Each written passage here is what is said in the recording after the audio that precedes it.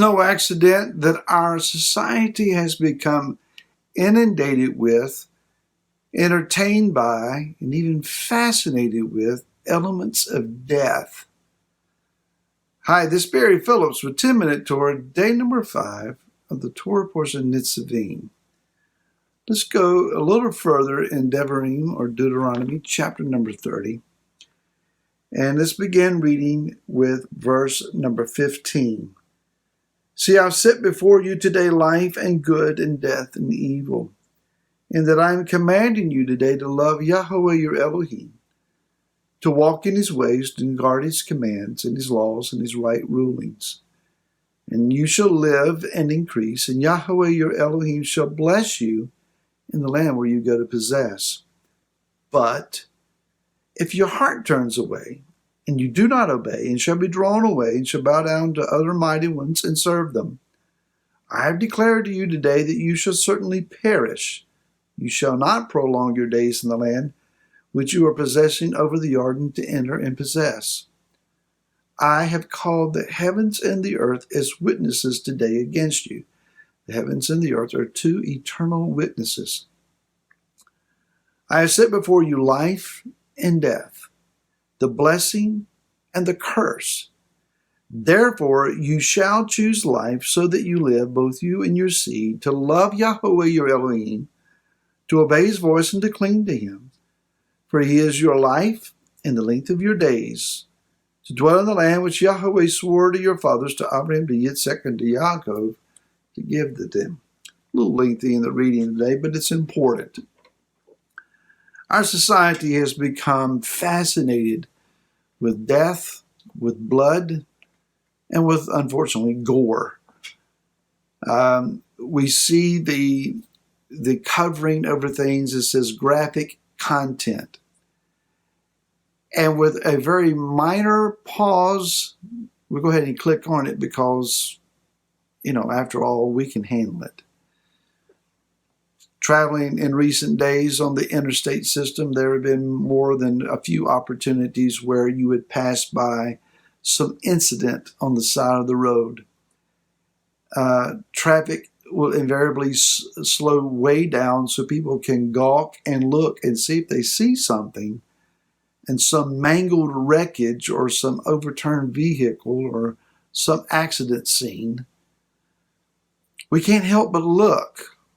There is this inward draw. We want to see, even that which we don't want to see. And so we sit in movie theaters with our hands over our eyes saying, I'll risk one eye and maybe just peek through my fingers there. I remember as a child watching the old black and white Frankenstein, Dracula elements of movies. They were cheesy. They were poorly done by today's standards. But they had a certain element of darkness and entertainment to them, even though it was easily discerned this isn't real.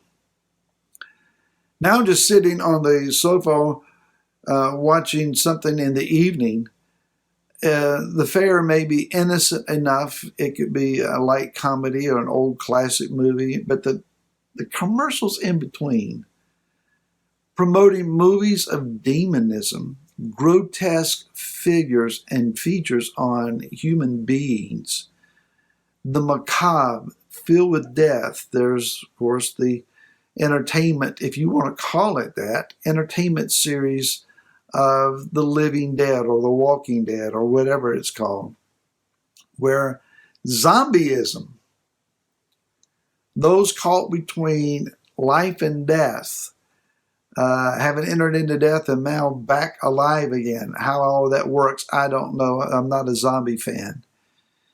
But there are those that are greatly entertained by that element of the macabre, of the dark, of the foreboding. It is as if we allow demons on parade these days, and it's entertainment for us. Now, the less obvious, but barely, are those that are demonic in their belief, their lifestyle, and their perversions. And they parade by us, And while it may not seem like death in that it's not gothic and dark and dealing with that which is protruding from the grave, nonetheless, the lifestyle, the end results of what they are parading and demanding that we accept as normal, as acceptable, that it is in fact death. And so we have this choice that Yah says that he is giving to us of choosing between life and death. Some years ago, Rabbi Lord Jonathan Sacks, a fascinating writer, and may his memory be a great blessing to us. He says that Judaism is a sustained protest against this worldview. This is why that no one knows where Moshe is buried, so that his tomb should never become a place of pilgrimage or worship. That's why for almost 4 to 5 centuries, instead of a grand erected temple or a pyramid, the house of Elohim was merely a tent, plain on the outside, radiant on the inside. Judaism defiles death, or it defies death as it understands death defiles us. It's the rights of the red heifer, which in our understanding is a revelation of Yeshua that delivers us from the processes and contaminations of death. And the further you're permitted into the most holy place, the more restricted your dealing with death is pronounced.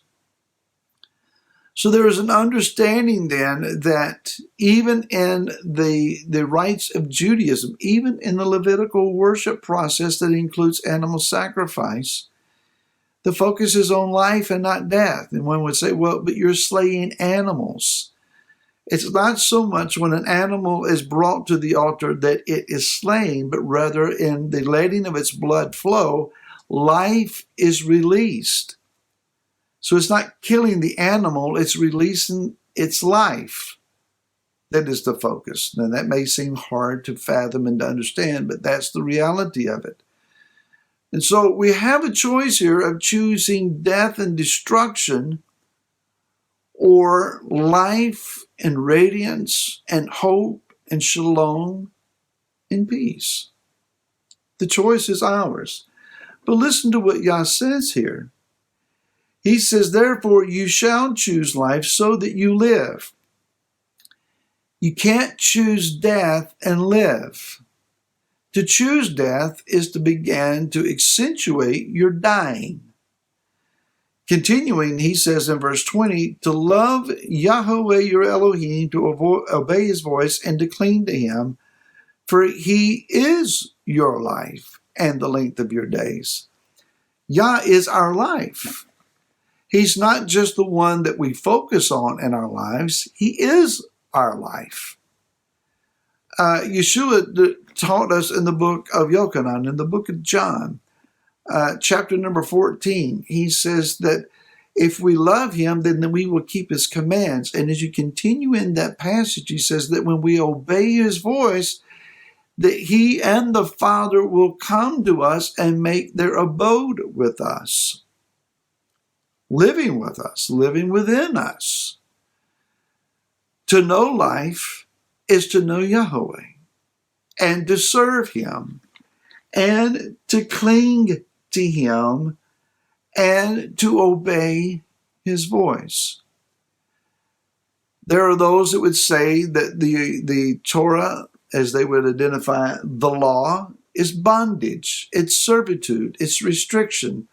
Nothing could be further from the truth. It is the release into living.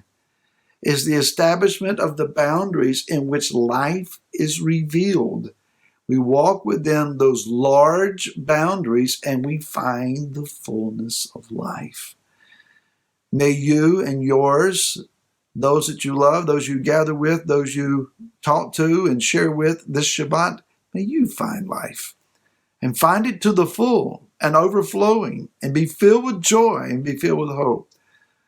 We really love you and appreciate you, and thank you for watching 10 Minute Torah. We'll see you again next week. Until then, Shabbat Shalom.